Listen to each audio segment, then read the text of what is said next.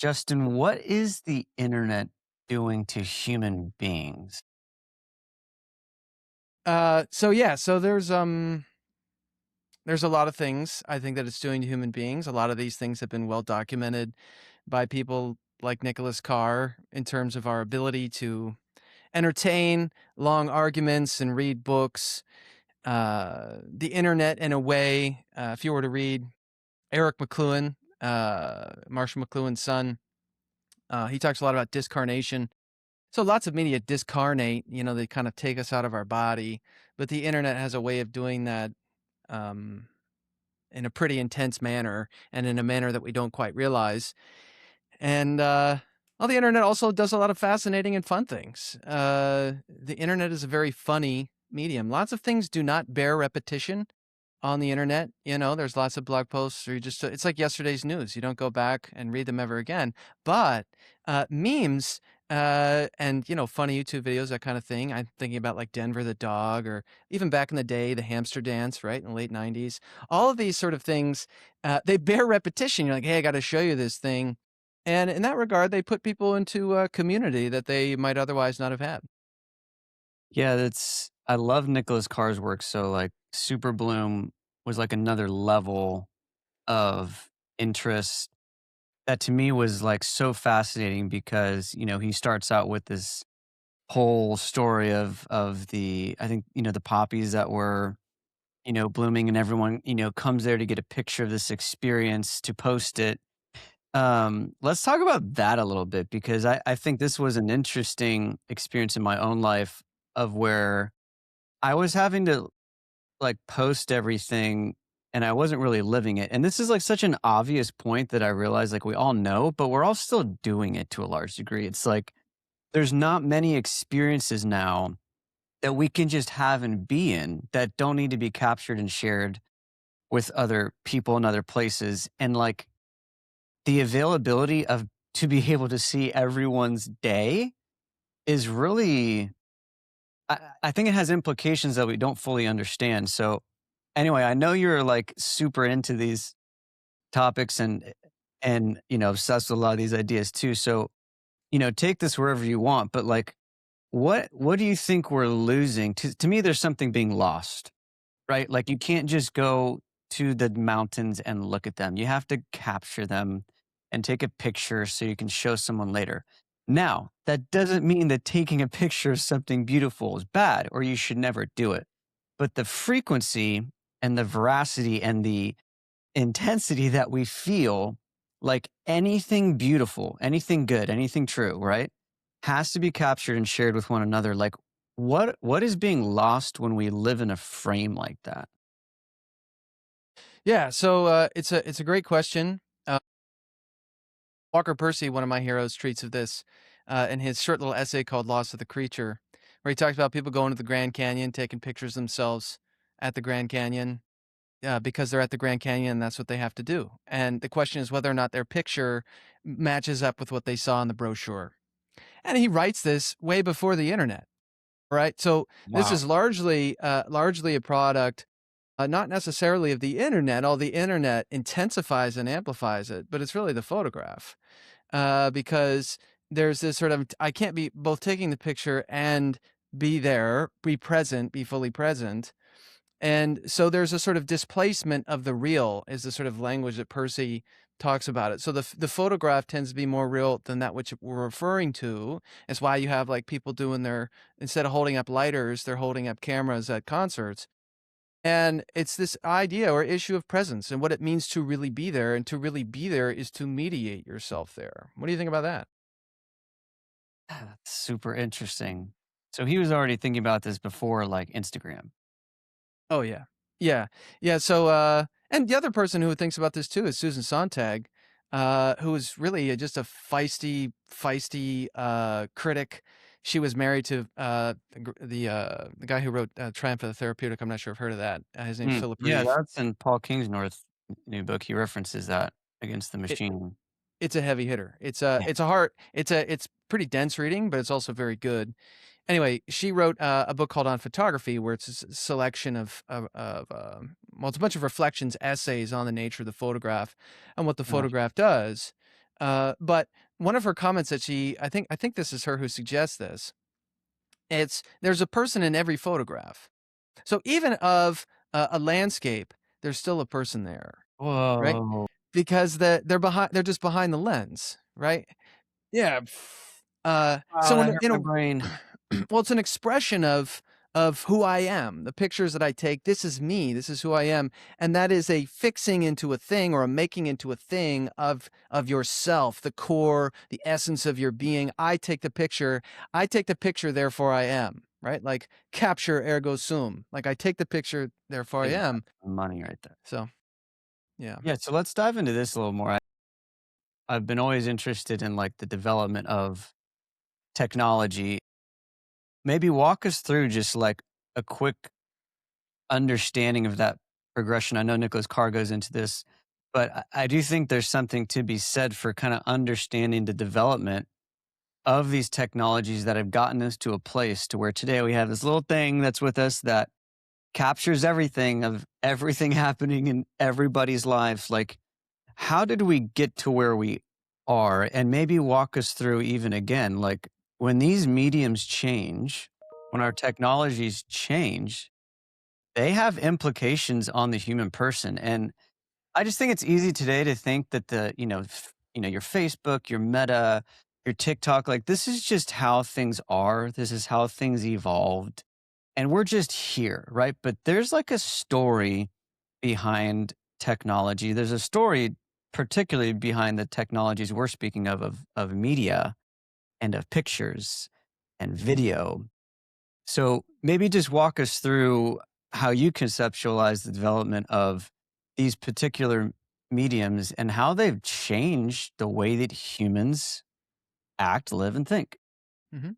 Yeah, wonderful question. So, let me first, before I forget, this will be my chance to plug the Media Ecology Association. Yes. The people who talk about this and do a fascinating and a wonderful job talking about it are the folks at the Media Ecology Association.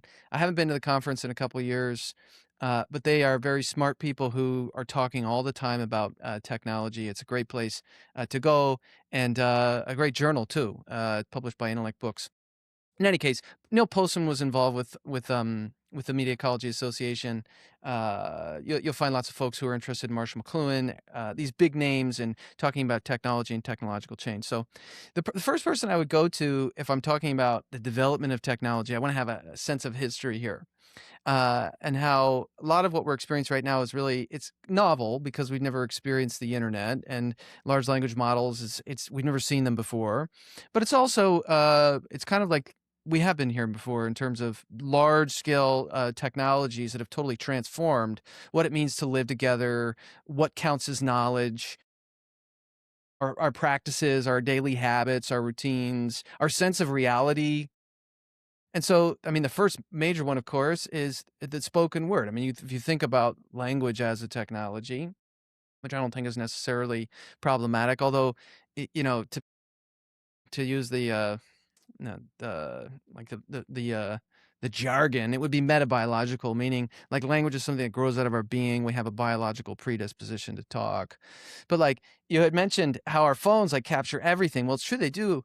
But that's what the speech did, right? Speech captures everything. It's our collective mode of perception. When a person like runs into the room and there's like a fire down the hall, they look at me and they say, "There's a fire down the hall." I can't see the fire down the hall, but they're taking their eyeballs out of their head and they're wedging them into mine, and they're going, "Here's my eyeballs." Now I either trust them or I don't, but what they're doing is they're giving me their sensory apparatus. And so the spoken word is this sort of gigantic sensory apparatus that allows us to live our lives through other people and to see the world and to hear the world and to taste, touch, and whatever through other people. And that includes the living and the dead. So the spoken word is sort of the primordial, for me, technology, which is kind of mind-boggling when you start really thinking at a high level about what the spoken word is. Totally. Then, That's intense right there. Just like, whoa. oh, it's awesome. And well, it's like any technology, it's taken for granted. Like Right. we just kind of like it's just taken for granted now. We had the phone, we carry it in our pockets. And, I've got these headphones on. I cease to pay attention to the headphones, cease to pay attention to the screen. The fact that I'm a talking head on a screen, talking to a talking head on a screen. Like if 1,000 you miles away. 1,000 miles away, you do that in a certain culture, they're going to be like looking behind the screen to figure out where the person is, right? And that's not because they're naive. It's just because what we do is magical. And that's kind of what language is. It's just this magical thing that allows you to take a sight and turn it into a sound, especially the spoken word. The written word goes in the opposite direction. It takes every other one of our senses and translates it into the sense of sight. So like, at least in the phonetic alphabet.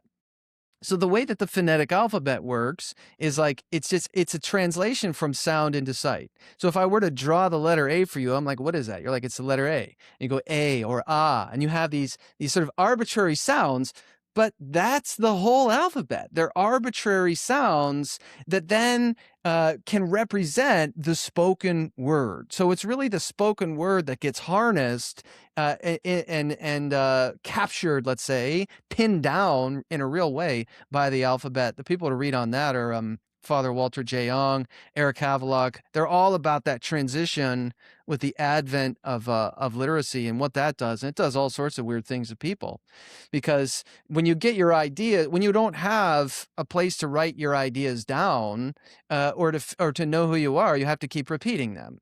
And so, what's the most natural vehicle that we repeat, and that which is pleasurable to repeat? It's song. So the ancients and tribal cultures, they all have song, but the song is didactic, it's instructive, it teaches them who they are, and they have to keep repeating it. So it's a form of what the Greeks might call paideia. It's like that is their education. That's who they figure out who they are, which is what makes Plato so revolutionary. Whoa, okay, gosh, I knew this was gonna be great. This is great. But now I'm thinking of, wow, think about the implications of, like, I mean, this sounds, maybe existential, but to a certain degree, like, as a culture, like, we've lost our song. Like, we don't have a repetitive song to sing together about reality, right? Because everything's starting to get, like, disintegrated. And I'm just thinking too of, like, as a musician myself, uh, like, how impactful music is to our species. And it's like, well, that makes sense if it went from spoken word to written down, and then a little bit more vertical with like the song, and just think about how much music now is embedded in culture. Like, I can't imagine what that was like in your village, or wherever you were traveling. Is like, song was so important to that. Okay, so that's mind blowing. Okay, so we have spoken word, we're going to written word. What do we have next? I mean, written word was, well, I guess spoken word has been the longest, you would say, right? Of the human experience. I And then would, yeah. written came probably later. Hmm. Yeah, you have like fourth or fifth. I mean, it's prior to the fourth or fifth century, but fourth or fifth century, is really when it kind of begins to take hold. So, like, obviously, you can find all sorts of very old inscriptions and things that are written down. I think the oldest, is it Babylonian?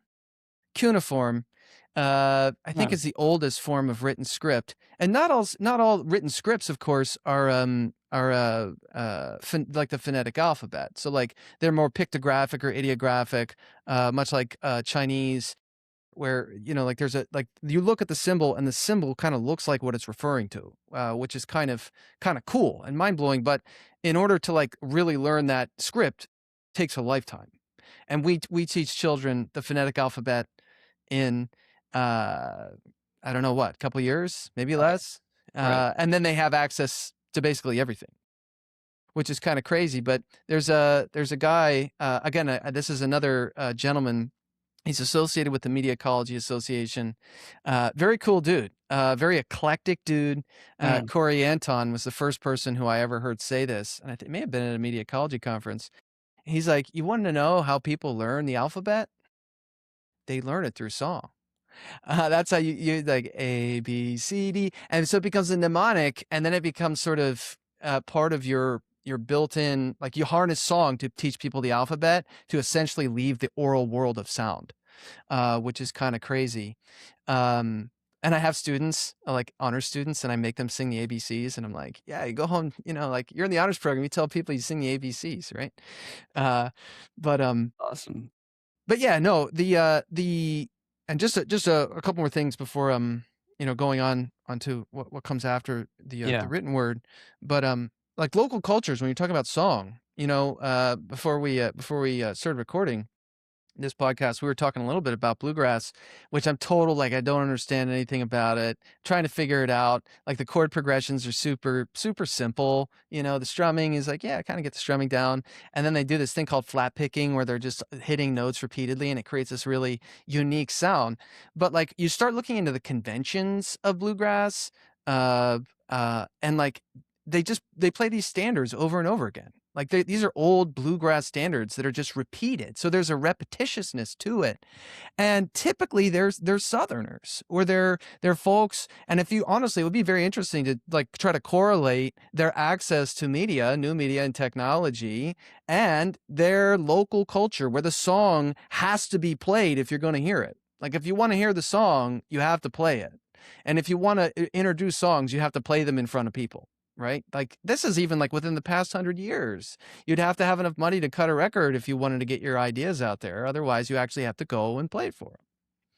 So, Yeah, that's actually a point I actually think about a lot before we get sidetracked too far, but just how many people have now grown up playing on YouTube in their room just with a camera, with millions of followers, but have never played live and are terrified to play live.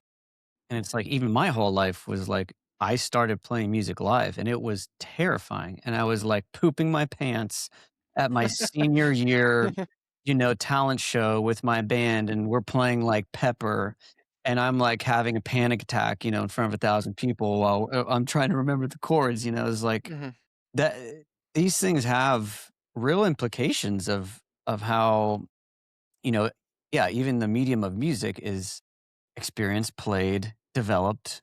Anyway, so that's a side note, but keep mhm. going. Yeah, no, I mean, playing in front of a live audience, it's terrifying. It is like but there's also something about that presence, just like live comedy acts or any other.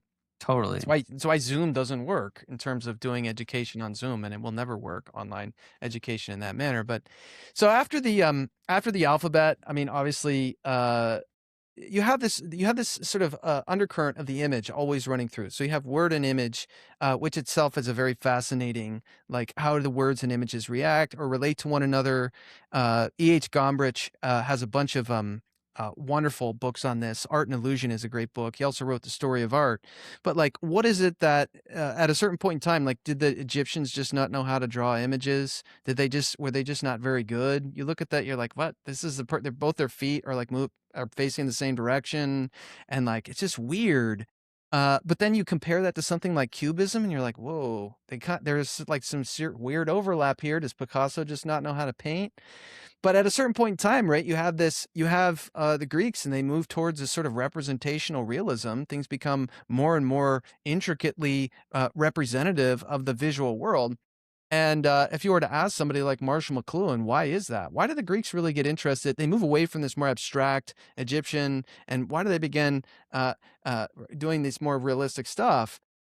He may say it has something to do with the alphabet. So, like, the alphabet is actually changing how people are seeing. It's intensifying collectively our sense of sight, and that sharpening of our sense of sight is changing our art. Like, it's making our art more and more realistic, which becomes a problem in many ways. I mean, you have like the sort of Byzantine issues with iconoclasm and the 8th and 9th century there. Like, are we worshiping the image? Are we not worshiping the image? And so it's very interesting to track how the image becomes more or less realistic and how that relates to, like, what does photography, for example, do to painting? It totally changes painting in terms of, like, some people say it liberates painting to do things like impressionism. So like you can't really have a Van Gogh or a Seurat or like these other people who are doing kind of like, this is me seeing the starry night as opposed to like point by point. This is exactly what it looks like. The photograph, just by a click of a button, or whatever. They hold the gigantic thing that catches on fire. I don't really know how it works. They're able to just Cool. It's always like, and then like an explosion happens and like, there's your picture. exactly, exactly, and they're always in the hood, right? They're like Yeah. hidden, and they're like, We gotta ah. bring those back. Honestly, I think that would be awesome. I think I'd probably just go do that for a living. I Just could go see that being places and like being a boutique like wedding thing, like yeah. it's like, "You want a That's wedding fun though. photograph? I Those could things take are coming 5." back. Those things it's true. And it's like $500 a picture. But these Exactly. things are coming back. Like literally, students in like the humanity clubs would like they would go get disposable cameras and go on trips, and their whole trip would be a disposable camera. Like, so there is something that it feels like we do long for, like, even the disposable camera, what's happening? Well, you can't just go and take a picture of everything. It's like you have a limited, finite amount of film. Each picture is going to matter, and it's going to be kind of cool because you have no idea how it's going to end up. So there's novelty, there's surprise, there's like time limited experiences. And with, obviously our modern digital technologies, like all those boundaries are exploded. But we'll get to that. So keep going. Yeah, yeah. So obviously, you have the printing press, which is a massive, invented by Gutenberg. It's always so funny when I'm like, I'm Roman Catholic and oh, there's so many good Catholics. It's true. Then it's like Gutenberg was a Catholic and he destroyed the world with the printing press. And Descartes was a Catholic and he destroyed the world with his ridiculous Right. philosophy. Yeah, so and obviously I love books. It's like difficult to be an academic and not be a bibliophile and like just love to read all the time. Hmm. Um, so the printed book is, some would argue, is it creates the first produced item that is, exactly alike. So if you think about like, to change the metaphor for a second, or the example, like a gun, like prior to mass production, you have to make like each individual part of the gun, and like I have to make the hammer, and I have to make the trigger, and I have to make the barrel, and all that kind of stuff. Interesting. Um, and when you're making books, like what does it mean to make a book prior to the printing press? It means one monk standing at a podium, reading from a book that is probably chained to the podium, talking to reading out loud to a bunch of other monks as they are dipping their quill and their ink and their writing, uh, Wild to think about. which is insane. It's absolutely insane. What's so crazy too is that becomes a meditative practice, right? Like to actually be constantly doing that. It's repetitious, but repetition, we think in our age, our electronic age, which is sort of amplifies this era of abundance that the print age really brings in, of novelty. It's like I need to do something that's novel. It's like previous cultures, it was all about repetition. You know what I mean? And Yeah. telling the same story, telling the same song over and over again.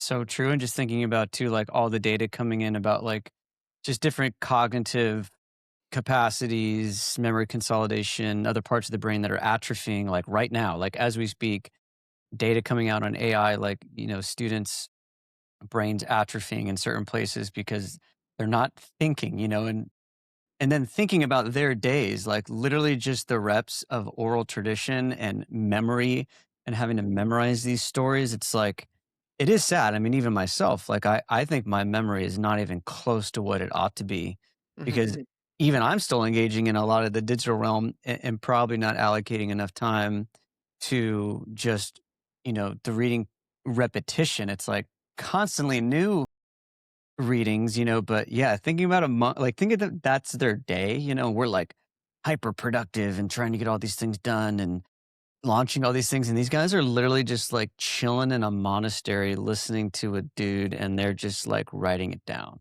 and like probably having a great time. Mhm. You Yeah, and that's enough. Yeah, Yeah, no, they're like not. Right. they're probably, growing their own food if they're Benedictines or whatever, and they're self-subsistent, and, they're praying all the time, they're singing together, and then they're basically saving Western culture and or Western the Western tradition by copying everything down. So yeah, So you've got manuscript culture, and you have this sort of even like illuminated manuscripts too. Or this is a whole like fascinating discussion on like why is there these weird drawings in the margin, and you can do a whole. I mean, people have probably written entire books on just punctuation, uppercase letters, lowercase letters. Like these are all conventions that we just invented over time for So the weird to eye. think about, like, who thinks about those things? I mean, they clearly aren't on TikTok. They're not on TikTok. They're not there. Uh, but, like, you look at a Roman column and you're like, they're all caps, and they're all jammed together. You know, it's like, that's how manuscripts used to read, all caps jammed together, and then somebody one day, it may have been Alcuin of York, don't quote me on that, was like, "We're gonna do lowercase now." And those letters make it easier to read, right? When you start doing that, you're like, "Oh, there's the beginning of the sentence, right? And there's the end." And like adding spaces between words. When I'm talking right now, you know, there's some pausing, but in reality, there's no space between words. There's no like I talk and then you talk and we keep handing the ball back and forth, but like those spaces are you know for the eye essentially to help the eye read. So and they get more and more standardized as printing takes off because you have to lock these things, you know, movable type. You have to lock into place. And so anyway, without printing, there is no need. Well, there's no need. People think of the Dark Ages as very dark. Those people are largely chauvinists, modern chauvinists who don't understand and have no idea of what the ancient and more medieval world was like, and they're like, "All these people are all just ignorant." It's like, nah, and they're not overwhelmed with information like we are or books, but like widespread literacy just wasn't a thing.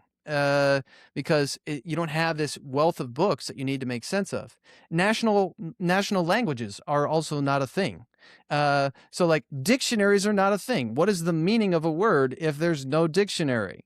It's like, well, that's the meaning of a word is in the dictionary. It's like, no, Dude, it's not. that's so interesting to think about, like, there was no dictionary, like, there's so many of these things that as you're sharing, I'm like, "Whoa, we just don't really get." We don't reflect enough, right? Like, what we're living in and all the different implications, but even, yeah, like, not even, like, the dictionary now, like, no one even thinks about going to a physical dictionary, like, that's already dead, right? You have OpenAI with, ChatGPT, you can just ask it anything. There's no need even for that, but that's a super interesting idea, like yeah, what were the percentages? I mean, I knew it was, like, a lot of the clergy was literate, but, like, what centuries was it, like, were we starting to become, I guess maybe after the printing press, more literate, but do you know any of the numbers on, like, actually, like, what percentage of the population in the 15th century could read? I Like have no idea. yeah, well, we can ask Chad. Exactly. I have no idea. I will say it's very suspicious that you have the Protestant Reformation right after the printing press, and not just the Protestant Reformation, but the Enlightenment. So the scientific Enlightenment. What without the printing press, you can't have the Enlightenment because what Mm, you're doing is you're embedding, you know, quote unquote facts. So these sort of these snapshots of reality, your measurements, whatever, into books or pamphlets or whatever, and then you're sharing them with other scientists so that you can sort of make discoveries. But like that also a lot of what goes on with the Enlightenment and the Protestant Reformation, which is the emphasis on Scripture. So that, again, the written word takes on this sort of extraordinary importance and significance, and preaching too, which Father Ong talks quite a bit about. But like vision becomes really, really important. And if you can't see it, it's not real. And if you can't measure it, it's not real. I mean, this is where Descartes, our boy, takes us. Mathematics becomes a sort of paradigm for everything. If you can't measure it, it's not real. mm, Uh, well, one other thing I'll say is as it pertains to the scientific enlightenment, even the development of something like both the telescope and the microscope. Like, could you imagine being the first person holding a microscope and being like, "There's a bunch of monsters." Right. all over my hand. Right. They're on your face. They're Right. on the Right. table. They're everywhere. They're everywhere, and they look like nothing you've ever seen before. They're covering your. They're in your mouth. It's Dude, like, you probably like, some of those fools had to go crazy. They, like, yeah, were just tweaking out on, like, there's creatures all over us, and they're all alive. they're alive. Exactly. That's a So yeah. huge technological advancement just even there. Yeah, it's hard to even dissect, like, the as you share, like, just even those particular, developments. It's really hard to fully comprehend how they're all weaving together, right? It's like I didn't even think about the written word happening, similar to the Reformation slash the Enlightenment. And, there's a very secular kind of notion that, progress is this technological, like we have to advance technologies. And the more that I'm studying, I guess where we're at today, and maybe we can just fast forward to today, the more I think about all the amazing benefits that happen with technology as a whole, whether in the medical field or in transportation or in the sciences and all these other realms. I've been trying to like help formulate, okay, like when you tell people, like people I think implicitly know right now we're spending too much time on screens, on phones, pornography, social media, gaming. Like I do think most people have a sense that these things are largely destroying us. But when we talk about progress in technology, I think it's very hard for humans, the more I'm studying like human nature and psychology, because of confirmation bias and many other, cognitive human experiences. It's really hard to get into the nuance of this. That like while the airplane is amazing, and I'm like an aviation nerd, I actually like love aviation. It's really bad for your biology to constantly go through like 10 time zones in a day. Like your circadian rhythm was not meant for that. A lot of pilots, a lot of people that fly very frequently have very high levels of cancer, higher risk for these, different chronic disease states because this technology is doing something to your biology. Hmm. Right. So that's like more into, Putnam's work with, you know, pulling alone and the idea of the car even changing the Hmm. infrastructure of community. Like today, let's like fast forward to today. You're a teacher, you're a professor, you are experiencing. How long have you been teaching, by the way? So probably going back to 2015 or 16, was as a graduate student, I started teaching, Nice. but I've been here at Ave Maria University since 2021. Nice. Okay, so like let's get into more of the immediate impacts like you're even experiencing and you've studied, a lot of this like deeply and we've read a lot of the same, people with Cal Newport and others. But are you seeing something today where you can like pretty confidently say like the experiments like on human nature right now is like not going super well? Or could you say, well, there's some areas that are bad? My point bringing that up because I do think the more I'm seeing us progress technologically, I'm just seeing more and more trade-offs. Like as a population, we're not getting like healthier.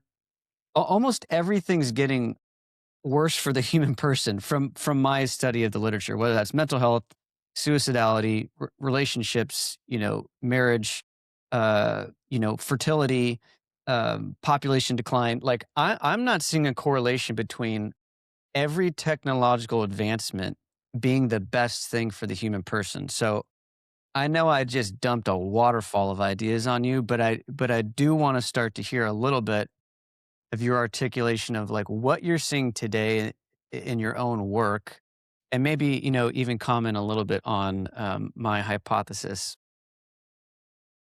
Yeah. So, it's a great question and really nice insights. You know, so let's start with the example of the X-ray. So like when I get an X-ray, I could see a broken bone. Like if I don't have that X-ray, I can't see the bone. There's all sorts of things I could see because of it. But if I'm not careful, it's gonna make me super sick. It may give me cancer. I might die, right? And so what do? We have like these lead aprons. Sometimes when you go, I don't know if you ever go in, you get an X-ray. People are super cavalier. They're like, "Yeah, you don't need it." I'm like, Why is it there? Put it on my head. Come on. What's going on here? Yeah. Or you go to the dentist, they're like, we're going to put the x-rays into your mouth. I'm Right. like, what are you, crazy? Uh, I just but think it's funny. And we're just like, okay with it, you know? yeah, go ahead. I don't care. I don't care. I just get the cancer on the side of my face. That's Right. fine.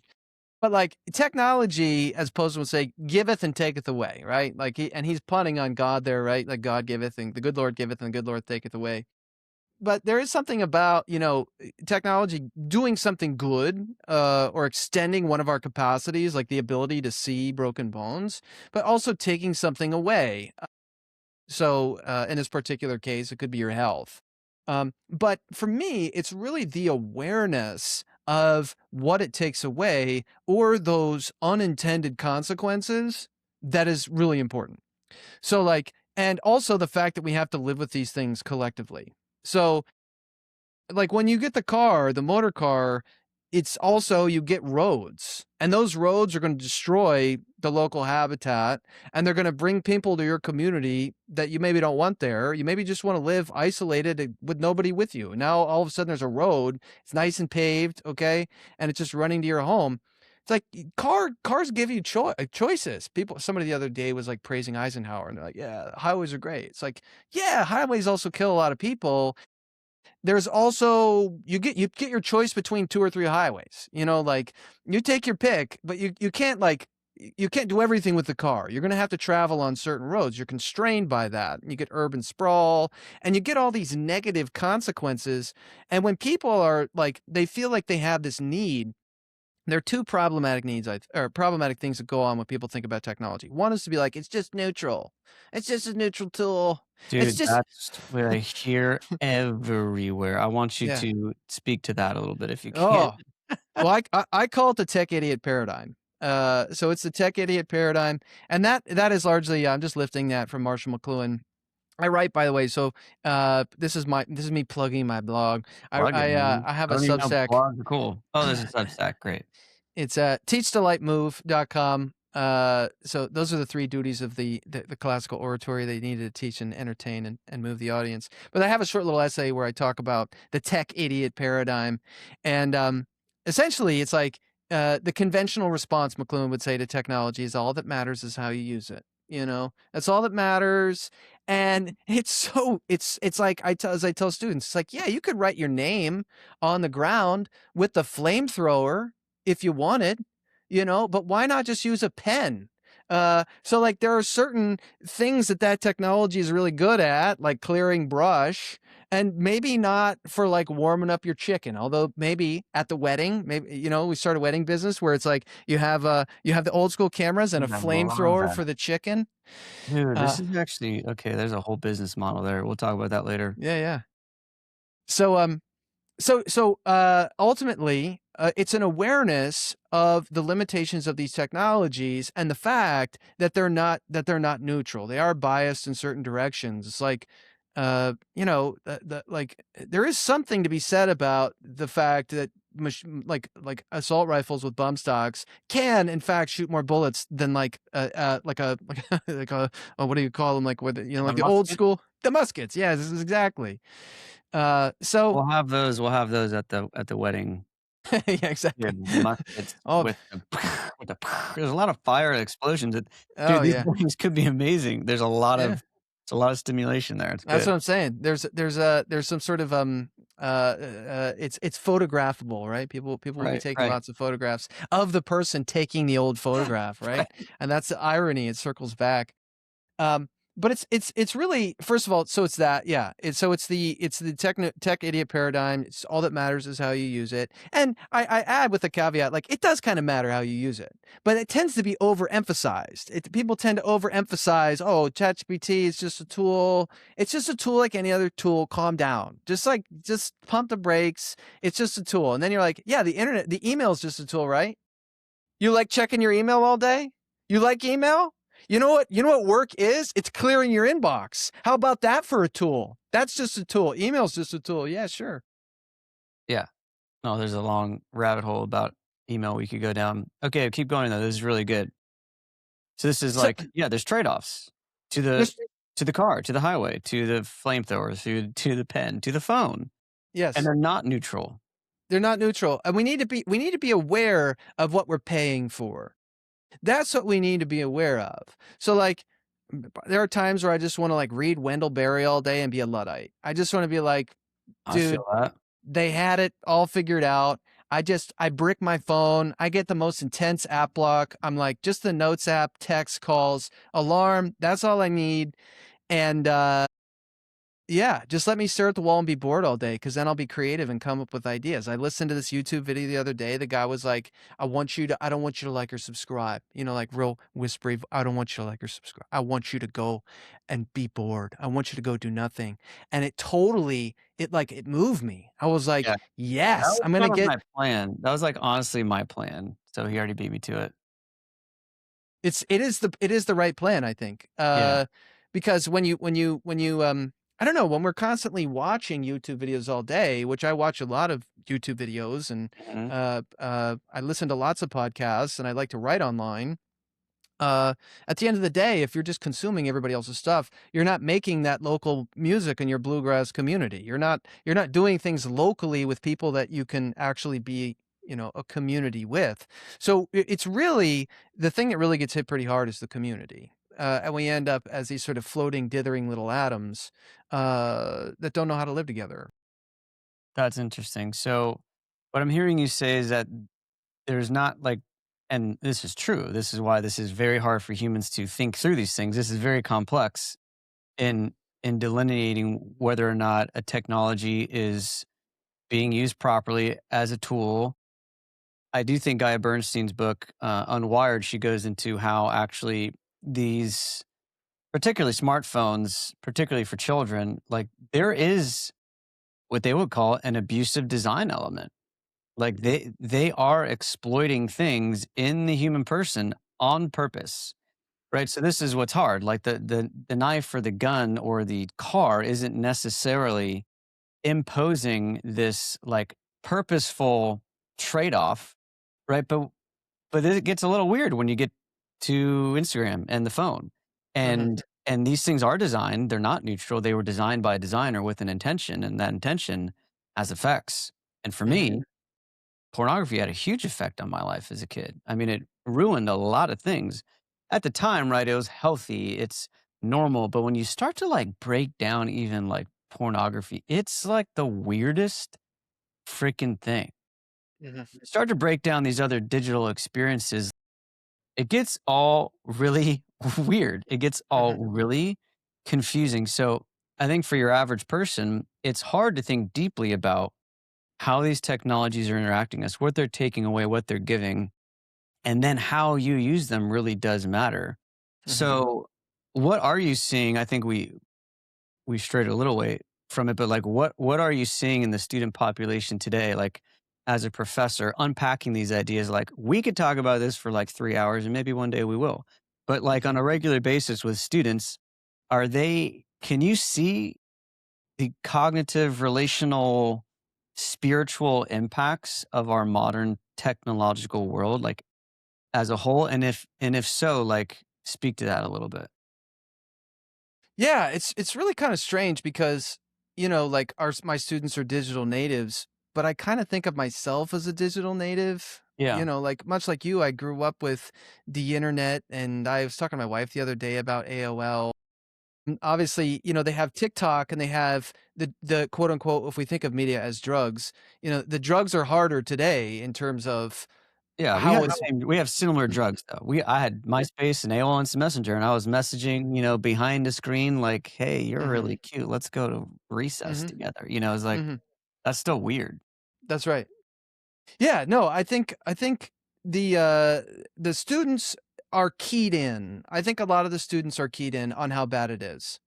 Uh, but like, and I wouldn't just put this on students, because it's just like parents. I know lots of parents are like, my kids will never have a device, and then they're at the dinner table and it's like, but they're just going to imitate you and what's going on. There's like this Totally. forbidden fruit going on, and so it happens not just with phones, but like, laptops. I see like adults on laptops, somebody's talking in the room, they're not even paying attention because they're answering their email or something like that. And sometimes you can't help that. I mean, depending on what your role is.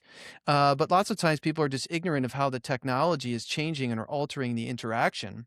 So, um, I don't know. I think the students here are fantastic. I think a lot of them are aware of the fact that there are these problems.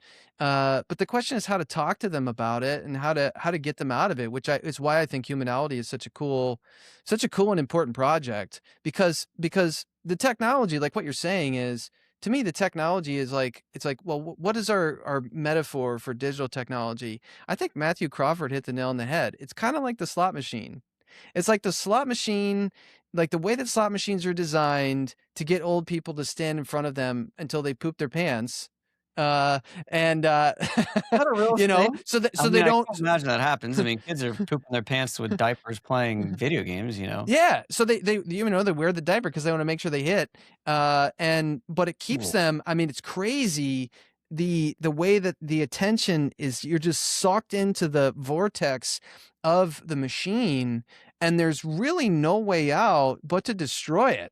Uh, or to do the old Odysseus and put yourself on the front of the boat and strap yourself to the front of the boat and tell all your sailors, like, "Whatever I say, don't let me off the front of this boat."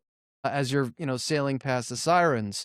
That I don't know. That's why I like what you guys are doing, and I don't know. I just try to practice what I preach, and it doesn't always work. There are times where I just find myself like gradually. I don't know if this is your experience, but gradually the phone will wear me down. It really is. One of my colleagues at Duquesne, where I used to go to school, would talk about like Gollum in the Ring. It's like it Yeah. gradually wears you down, and then you're like, okay, enough with the digital wellness apps. Come on, what's wrong? I'm just gonna get these dopamine hits on a Sunday when I should be spending time with my family and friends, and then your Sunday's Totally. over.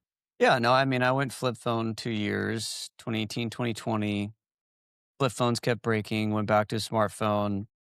Next year, got a light phone, had the light phone the last 4 years, 5 years, and then that last one broke, just got a smartphone, and it's just funny, it's like even all my attempts to, like, use these technologies that are, like, literally just texting and calling, it's like, in modern age, I mean, my life on the road too, flying so much, like, I'm literally landing, getting on my computer or iPad, connecting to Wi-Fi, booking an Uber, or Lyft, and then, like, running outside to see if I could find the person.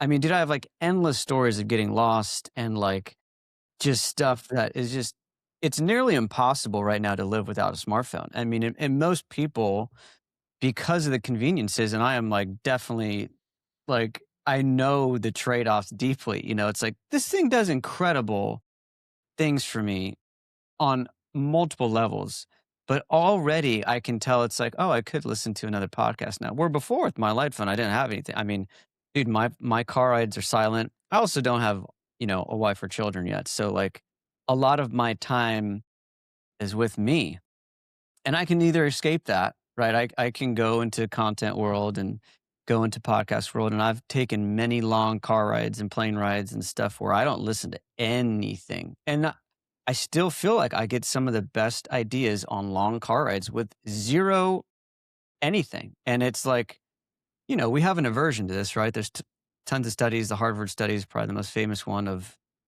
boredom. Arthur Brooks is talking about this one a lot, and, these kids zapping themselves because they couldn't be with themselves for 15 minutes, like, there's deeper spiritual implications, so maybe let's go there. That I really loved where we took a lot of this, but let's dive into the spiritual a little bit, like, because we're not just Ghost in the Machine, like you're an embodied human person. Our Catholic anthropology really does allow us to look at these experiences with a lot more intensity and because there's eternal ramifications from our actions, from our behaviors, from how we interact with these devices. So, what would maybe be some spiritual like implications or even like words of encouragement, Mhm, that you could share that you have found, have worked in your own life in connection to your spiritual life because mhm. we're embodied. humans, you can't separate these things, right? Yeah, no, it's a great comment. For me, it's prayer. I mean, number one is like you can't pray with your list. For me, at least, I don't know if people can pray as they're listening to a podcast doing the dishes. Like prayer is and can be very, very boring. It's like Walker Percy said it best. He's like, what is it? Like one Hail Mary is worth more than he was ragging on Eastern religions or something like that. But like Nice. there's a boringness to it, but but it chastens you, like your senses, and it tunes you in to God. Like, and what could be more important than that? Like if there is a God and God wants to talk to you and he's repeatedly said, I want to talk to you. And like, here's a book. Why don't you read this? And I want to talk to you. And here's a bunch of people, right? They're dressed in cassocks and they want to talk to you about me because I want to talk to you. And like, God's doing everything to try to talk to you. And you're like, I'll just throw my earbuds. It's like, but it's so simple and it becomes the sort of taken for granted practice of, and this is me speaking as like sinner number one, like I Yeah, have to have sure. my earbuds in as I'm, doing the dishes or whatever the chore is, or even like going to bed sometimes. And there's a period of time, and I'm just sort of coming out of this because of my recognition of the importance of boredom by God's grace is like going to bed without some sort of podcast or audiobook.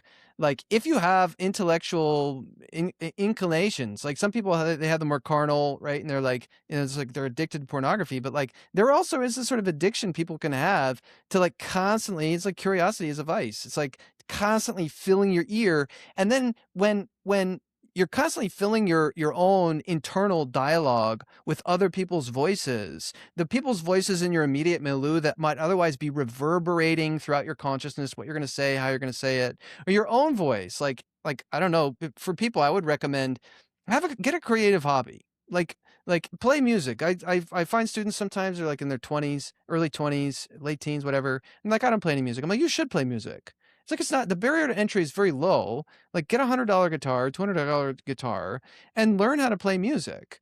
And like do that in your free time. And think about the music that you're going to play when you're not playing it.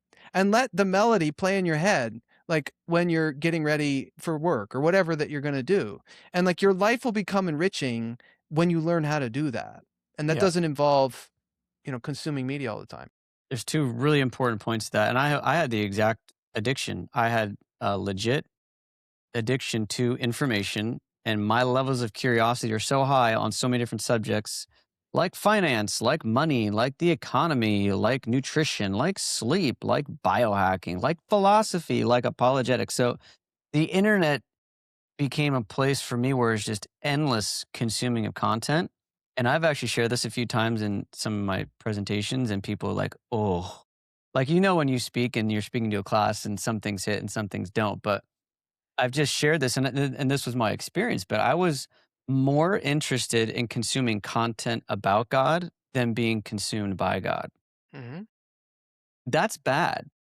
Speak a little bit actually about I don't actually know this in the virtue literature.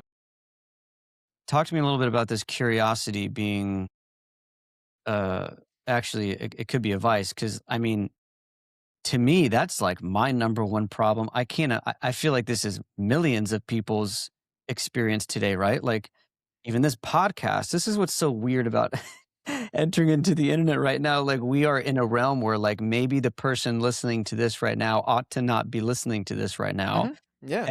And I can't make that decision for you, but tell me a little bit more about that. That's really interesting to me. Yeah, yeah, that is one of the great ironies is like you have to use the new media to critique the new media. It's Plato has to use writing to critique writing.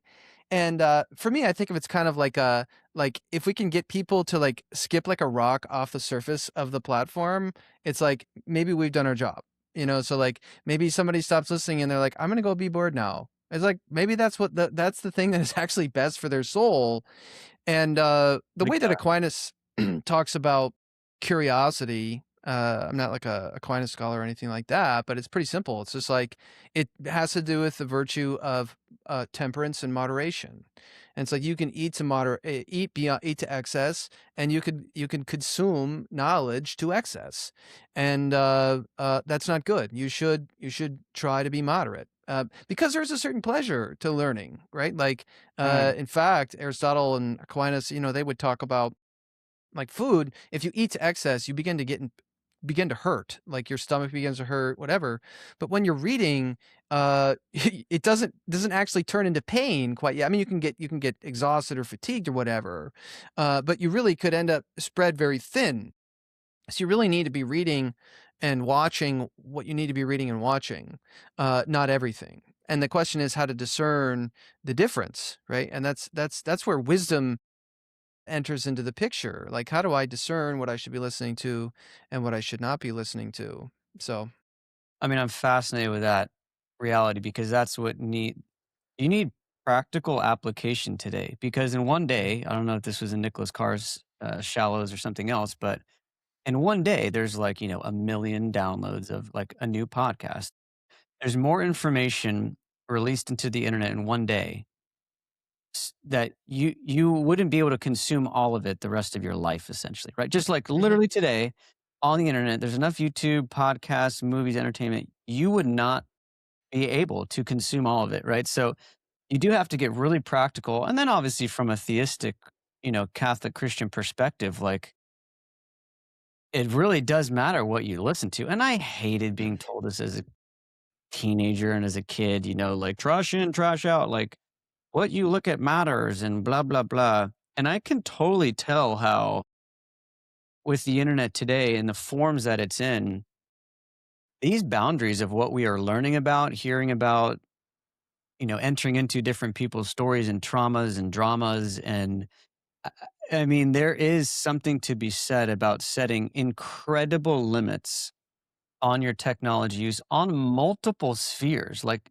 what you're listening to, what movies you're watching, what podcasts you're listening to, not out of a prude, like fear, but out of a practical wisdom of like what I'm consuming matters and what I'm consuming has impact on me. I love that you shared the wisdom piece because to me that's where I think we've been like needing to have some practical, application because it's like we're all swimming in a soup of endless information, mhm, and that's due to the mediums, and we're not going to change them. You can't shut down Meta. They're making mhm, $1 trillion. They have $1 trillion market cap. It's like the money is not incentivizing practical wisdom mhm, to be applied to our day to day lives. And particularly to the spiritual you referenced. How can someone start to find those practical wisdom implications? Because if I'm thinking of like millennials and younger Gen Z, like you said this briefly too, which I thought was so important.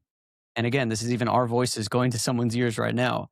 There's unbelievable amounts of advice mhm, that people are engaging with on a regular basis that the human person never would experience that many minds in a week, more or less in their lifetime.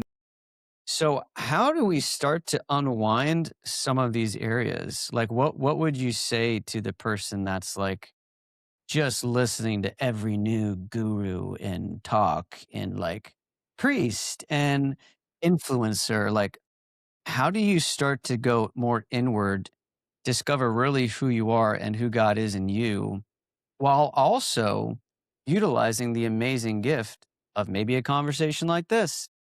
mhm. Yeah, no, and the great thing, and by the way, I'm so grateful for the invitation to be on this podcast. So thank you.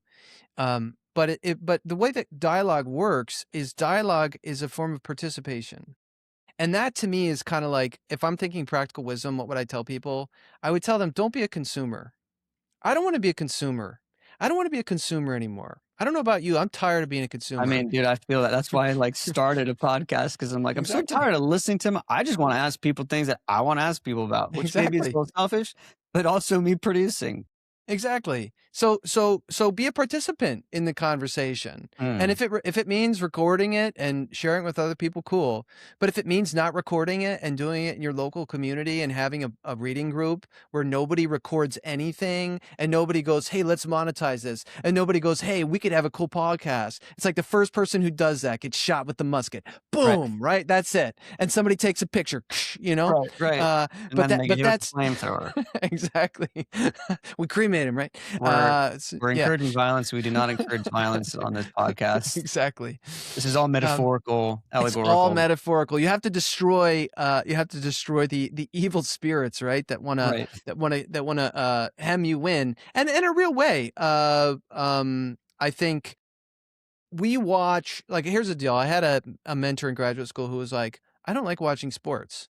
He's like, "I like to play sports." I'm like, "Really? Me too." I Somebody say just the said same that? thing, yeah. I I'm say the like, same I thing. hate watching sports. I mean, if it's like a bowl game and I have no choice, and Yeah, it's like yeah, either that or soul sucking, like, what do I have in common with this yeah, yeah. particular? I should try, right? To have a Do you do conversation with any, like, somebody. fantasy league stuff? Do you follow, like, sports at all intensely? Never. I mean, when I was a kid, I used to do it all the time. I used to do. I mean, we used to gamble. We used to do all sort of crazy things that you're not supposed to Yeah, be yeah, doing. yeah, yeah, yeah. But my children are watching this. You're not allowed to gamble. Uh, but Yeah, there's this idea. Umberto Eco has a hilarious thing on sports where he talks about like sports is kind of like consumption at like twice removed. So like you're not allowed to play in the Mm. game, okay? So you have to watch the game. But then you watch people talk about the people that are playing the game that you're not allowed to play. And then other people are talking about the people who just talked about the game that was being played by people that are not you. And it's like Dude, I'm losing it right now. This is so good. Yeah, but I it's don't not watch sports anymore. I watch it with friends where there's people and there's food and there's drinks and there's fun, but every time I'm there, I'm like, I would way rather go play basketball right now. Yeah. Well, actually playing in the game, right? And it's what's crazy is even video games, like playing video games with other people as kids, you'd be in the same room, whatever. Now you're just everything is all over the place. And now we watch people play video games. So we have Twitch and people Twitch stream, and like we're not even in the game. And so it's just constant at one remove an experience of reality. So I would say let participation be your word. How do I participate more fully in this life? How do I participate more fully in nature? How do I participate more fully in the life of the church and the sacraments? How do I participate more fully? Because there are powerful people who want you to not do that. They want you to be quiet. They want you to be fat and happy. They want you to be a pig in the mud. That's what they want. They don't want you to think for yourself. They don't want you to come to terms with what's going on. And so my encouragement to you would be to participate. Dude, that's so powerful. I wanna, like, just give a little breather for a second because it's like, yeah, I'm interested. This is a health and wellness podcast. Again, to me, the art of living human is really what I wanna help share with the world, right? Like, as everything gets crazier in the AI realm, to me, it's gonna be more and more important to what does it mean to be human? Humans were not designed, Dr. Cardara says, to be sedentary, screen staring, meaning devoid creatures. Like, dude, you gotta get in sunlight. You need to eat real food. You need to lift some heavy crap. You need to like commune with persons and we need to serve. We need to be out of these algorithms. But that's so powerful. And I use this quote a lot and it'll probably get boring to people listening. But Joey Odom, he created this like phone box, which again, it's the next app. It's a phone box. There's a million solutions trying to exist. But he said that this is the first generation, more like Gen Z, that's going to have more memories of other people's lives than of their own. Think about your scroll, right? You're looking at a memory of someone else, and now your life is going to be filled with other people's memories, not your own. And it's like so powerful. Like find ways in your day to day to participate in reality outside of Mhm. the algorithm, outside of maybe needing to capture it with like real people, with like real sports, with real fun, with real community. And I think as even we share this stuff, I know there's plenty of people listening that are like, I don't have any of those things. Mhm. And there's almost something to be said for like the modern world is actually becoming less and less hospitable to being a human person, you know? So Mhm. I do think there's a point where, and I'm kind of even at it myself, and this is a whole funny thing about even growing like humanality now, this, health and wellness podcast, like I'm in the matrix just as much as anybody else. Like my day to day growing this like detox organization from tech was like me being on a computer and Zoom calls all day, like in my room, like in this thing. It's Mhm. like, it's definitely all weird and gets really matrixy. And like, I do think Paul Kingsnorth, like ending of like being raw or cooked, there's going to be a crew of people that go and live in the forest. And I definitely have a desire to go do that. And maybe I will. And then there's also a portion of the population that's going to just set incredible limits and boundaries and say, you know what? Hey, you know, tech, gurus, Silicon Valley, you actually can't enter into this part of my humanity. Like this is where this is where we shut you down. Like you're not going to go there. And maybe that boundary is literally what you said. Like go start a little book club with some friends. Like go text that person to go get in person for coffee. Like pick up an instrument and don't care about posting that you picked up an instrument. Like just go pick up an instrument and start playing it, like Mhm. and get really good and don't ever post yourself playing it. Like that's okay too. Mhm. Like there's ways to rebel that I think we're at a point that we need to start doing. So anyway, this has been amazing. I want maybe just one more word of encouragement.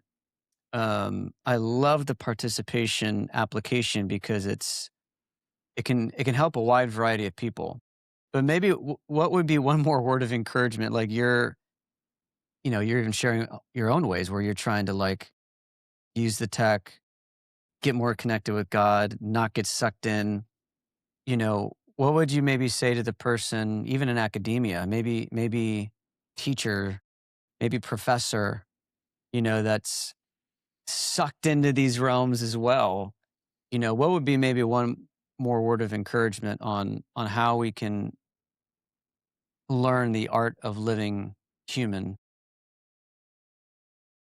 Well, I mean, I would just pray for humility. I was always told never give unsolicited advice unless it's your child or one of your students. So I do Mm, give students unsolicited advice all the time, and depending who they are, I try to adapt my advice in terms of how they're using, if, in this yeah, particular case, how they were using their phone or whatever. But the one thing that you were talking about that I did want to kind of mention, this relates to participation in terms of advice. Okay. So there's playing music, there are these hobbies. Borgman calls them focal practices. They're things that sort of focus our attention. So if I'm talking to my colleagues, I'm saying, oh, you guys should look at the focal practices. And by the way, you should also think of the fact that you live in the sort of environment that technology creates, okay, that affords different ways of participating in it.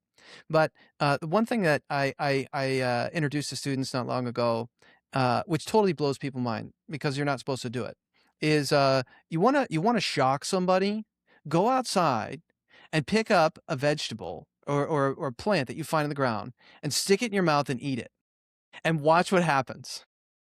They can't handle it. I mean, maybe crunchier types can, but like you're like, yeah, there's this thing. It's called foraging, and you can eat that. That's actually has melatonin in it. We were going to cultivate that, and they cultivate it in India. We just don't do it here. Which sounds I weird, love but you're this. like foraging. Why foraging? Well, foraging is like you think about participation in the environment. The eye sets you over against the world. Okay. I'm over against it. Sound enters into your body through your ear, and you can't quite control it in the same way that you can control your eyes. You can close your eyes, right? You can turn away your head. But the way that sound affects you, I'm always talking to students about lawnmowers here in Maria and planes, just the noise pollution, right? These are things that collectively we could fix if we wanted to fix them.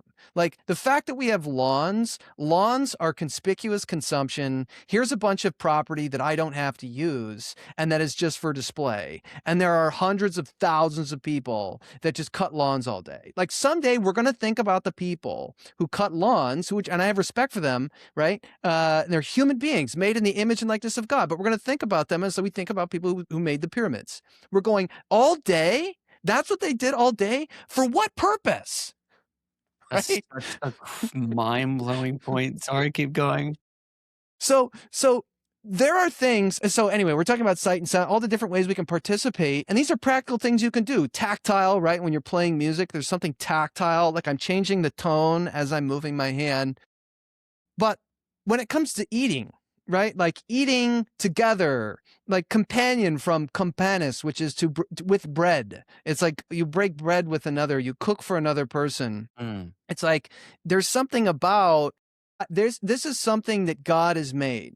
This plant that I'm picking off the ground, and it grew of its own accord against all odds in this tiny little crack. And now I can eat it.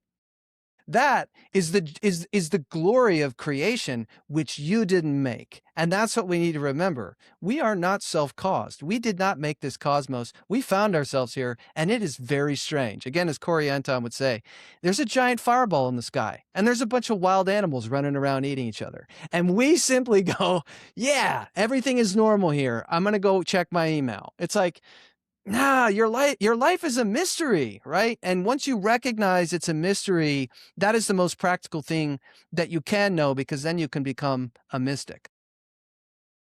There's no better way to close out this conversation. Justin, thanks for coming on. Thanks for having me, buddy.